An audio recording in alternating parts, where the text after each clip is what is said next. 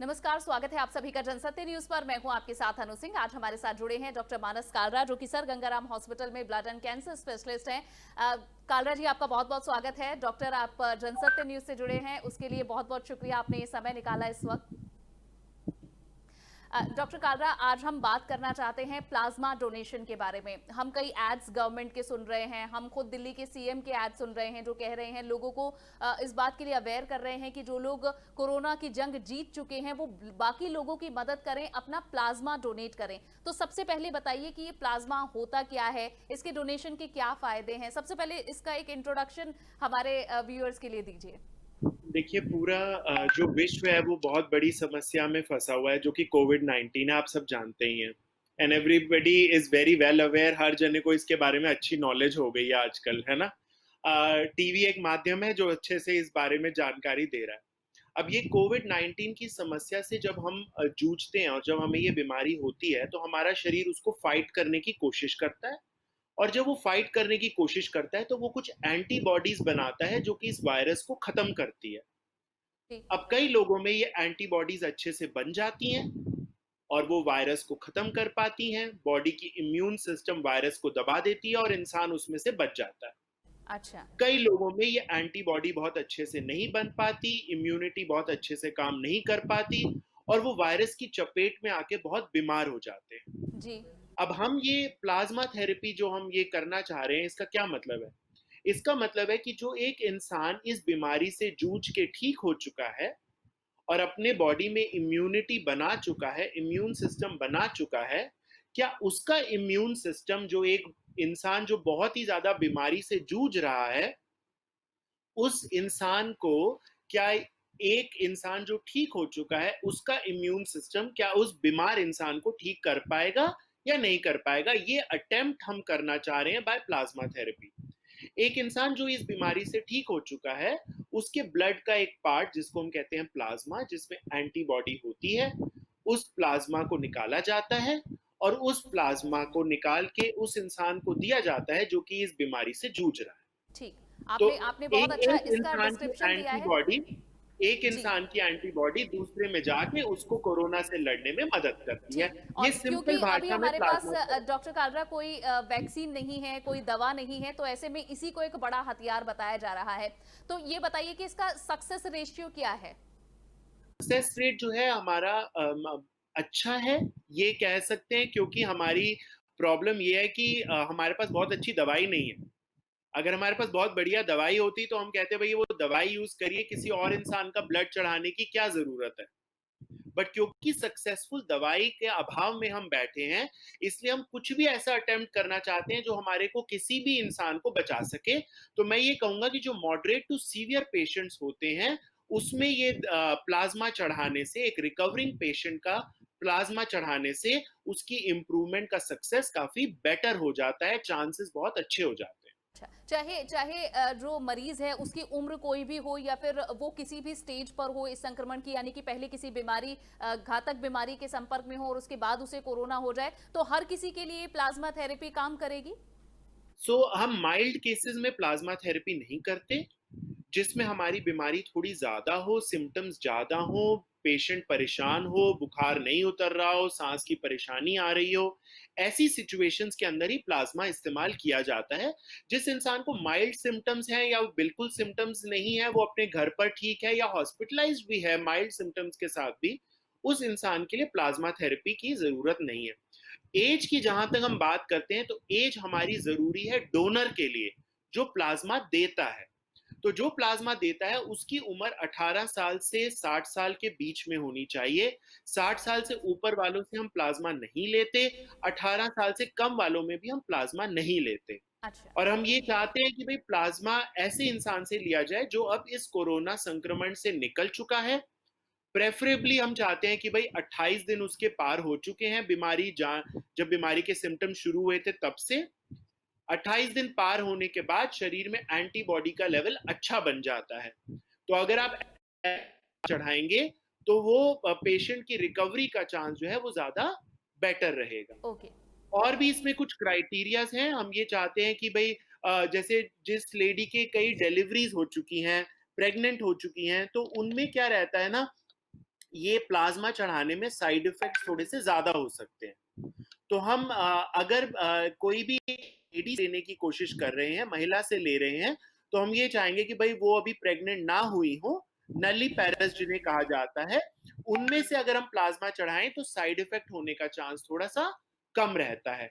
स्वस्थ रिकवर्ड इंसान 28 दिन पार हो चुके हों, नल्लीपैरेस फीमेल हो, 18 से 60 साल के बीच के हों, तो ऐसा इंसान एक आइडियल डोनर है और उससे प्लाज्मा लेना और चढ़ाने का बेनिफिट्स बहुत ज्यादा है। और डॉक्टर कालरा ये भी बताइए कि मानिए कि मैं कोरोना वायरस से ठीक हुई हूँ लेकिन मैं किसी का प्लाज्मा लेके ठीक हुई हूँ, तो क्या 28 दिन बाद मैं भी डोनेट कर सकती हूँ या फिर जो इंसान अपने आप ठीक हुआ है सिर्फ वही प्लाज्मा डोनेट कर सकता है?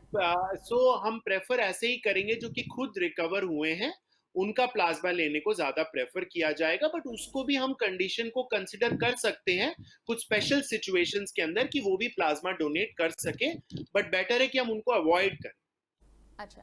और डॉक्टर, क्योंकि अगर हम दिल्ली का उदाहरण लें, क्योंकि दिल्ली में बहुत ज़्यादा संक्रमण के केसेस हैं, यहाँ तकरीबन 9 लाख से ज़्यादा केसेस हैं और 5 लाख से ज़्यादा रिकवर हुए हैं, तो ऐसे में अगर लोग प्लाज्मा डोनेशन के लिए आगे आते हैं, जो आना चाहिए, और हमारे इस प्रोग्राम का भी यही मकसद है कि हम उन्हें जागरूक कर सके, तो शायद काफ़ी हद तक सिचुएशन कंट्रोल में रह सकती है। बिल्कुल, तो ये ना हम लोगों में बहुत डर है और घबराहट है हॉस्पिटल जाने में। वो ऑलरेडी कोरोना से निकल चुके हैं, अब उन्हें डर लगता है हमें फिर कोई और परेशानी ना आ जाए और बीमारी ना आ जाए, और वो प्लाज्मा के लिए जाना नहीं चाहते। मैं आपके चैनल के माध्यम से ये मैसेज देना चाहता हूँ कि जब आप कोरोना से रिकवर हो चुके हैं और आपकी तबीयत ठीक है, तो हॉस्पिटल में आना और प्लाज्मा डोनेट करना एक सेफ प्रोसीजर है। इसमें कोई आपको रिस्क नहीं है, एक ब्लड डोनेशन के टाइप का डोनेशन है। ये दान करना एक महादान है और ये इंसान जा सकता है।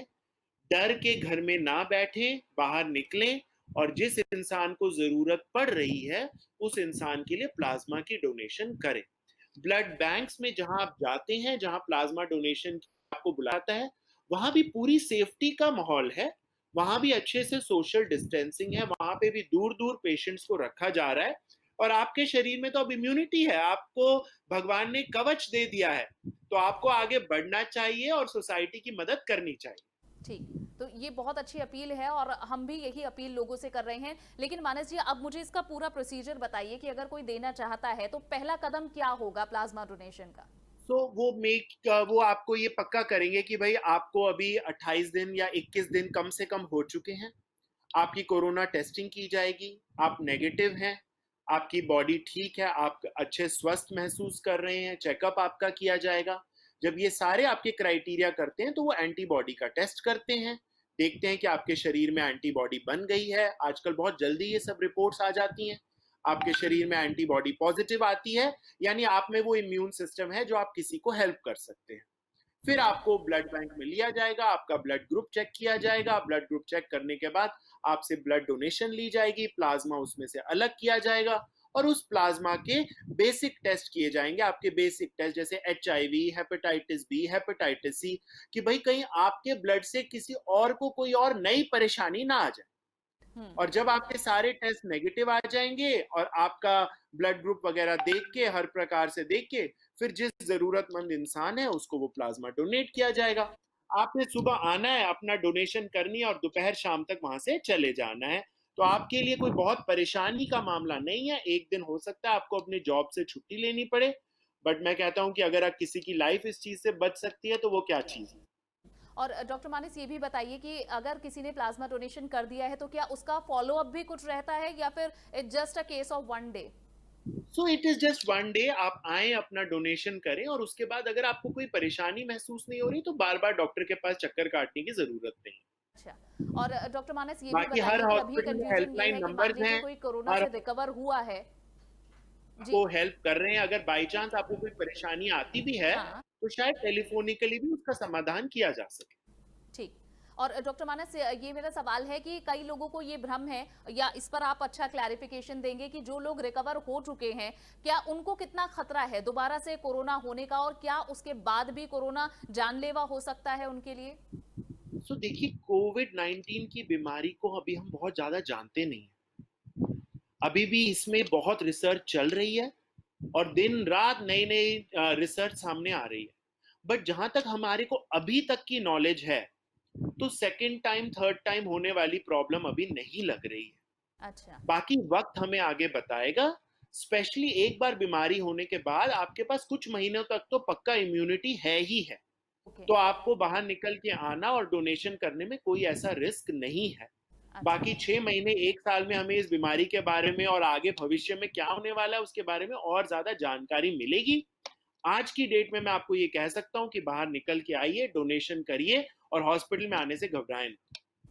और आई एम श्योर कि आपकी ये सभी बातें सुनकर लोग बहुत ज़्यादा जागरूक हो रहे होंगे और दे मस्ट बी फीलिंग कि उन्हें शायद ये नोबल जो काम है वो करना चाहिए। डॉक्टर मानस, एक बार हमें थोड़ा सा आंकड़ों में समझाइए कि जितने लोग रिकवर हो चुके हैं वो कितने लोगों की मदद कर सकते हैं, कितनी गुंजाइश अभी बची है प्लाज्मा डोनेशन की, लेकिन लोगों को सामने आना पड़ेगा।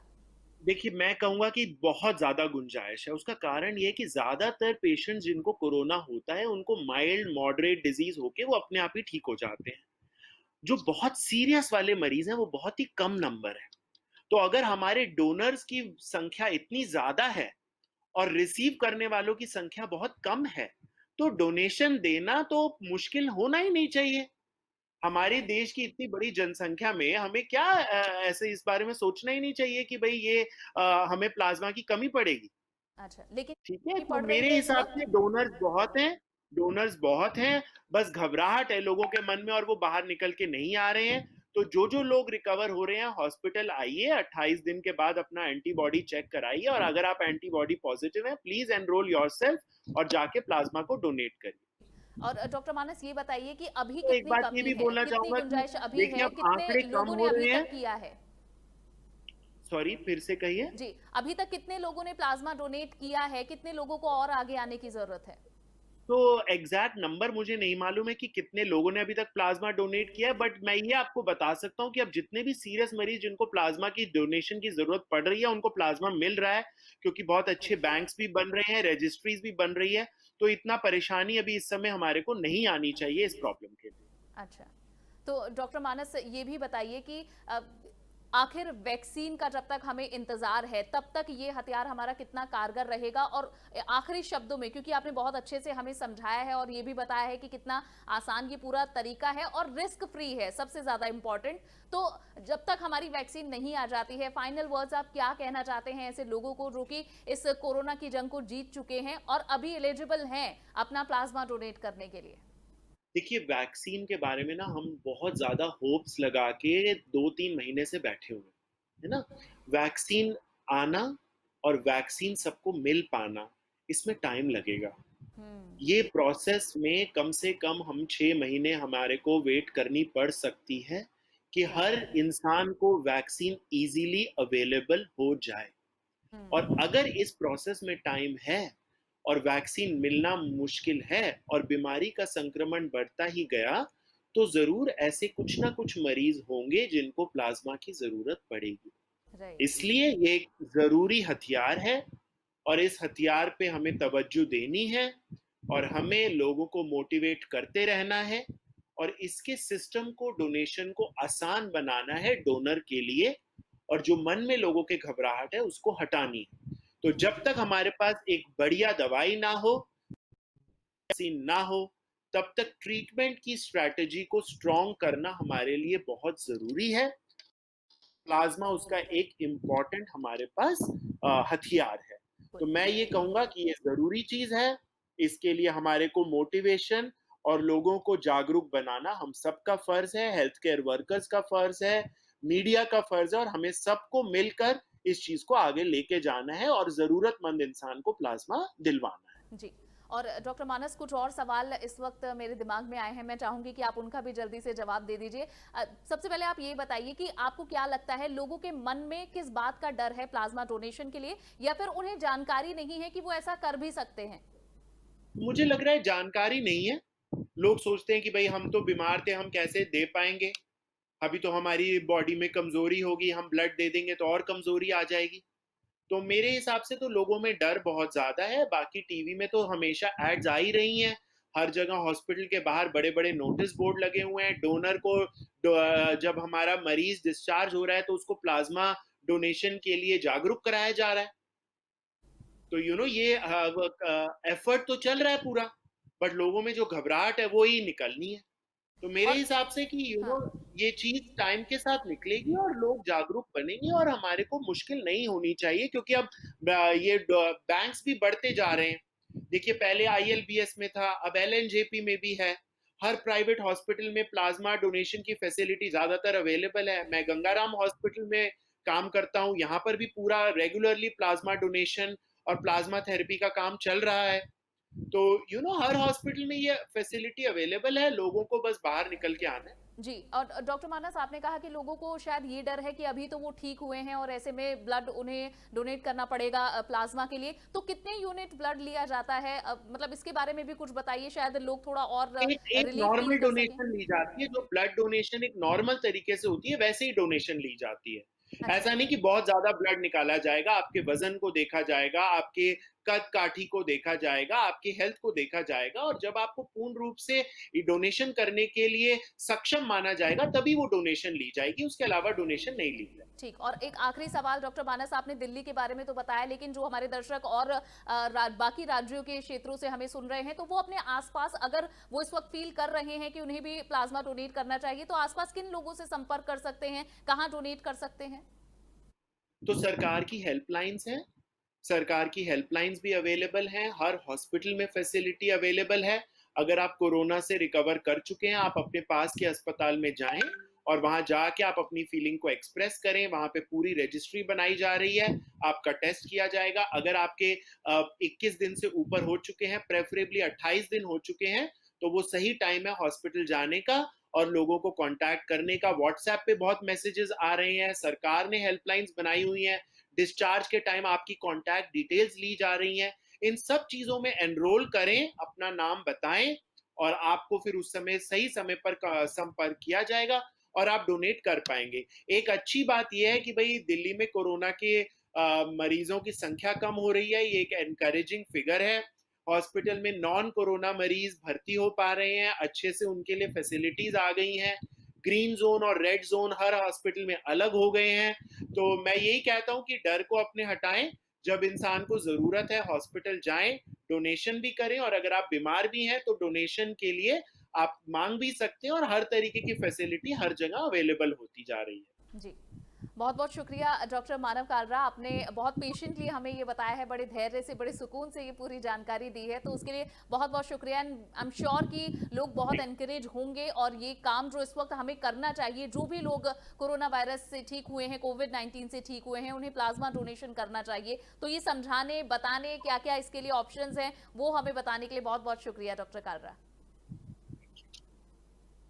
तो ये थे डॉक्टर कालरा, जिन्होंने बताया कि प्लाज्मा डोनेशन उन लोगों के लिए कितना जरूरी है जो लोग कोविड-19 से रिकवर हुए हैं, उन्हें देना जरूरी है। जो लोग अभी भी अस्पतालों में भर्ती हैं और शायद उनके प्लाज्मा डोनेशन से किसी की जान बच सकती है, तो ये कदम आप भी उठाएं। अगर आपको लगता है कि आप इसके लिए एलिजिबल हैं, सक्षम हैं, तो जरूर करें।